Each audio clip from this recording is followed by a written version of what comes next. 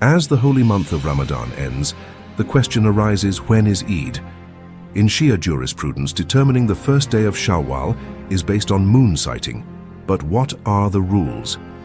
According to Shia scholars, the moon must be sighted with the naked eye or through reliable testimony.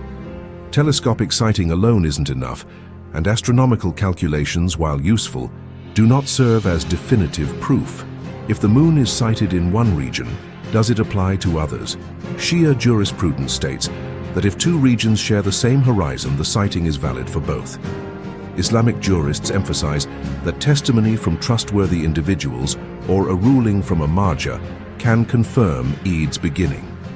So, if reliable sighting occurs, Eid is declared. But if not, fasting continues for one more day. Observing Eid correctly is part of our obedience to Allah's laws.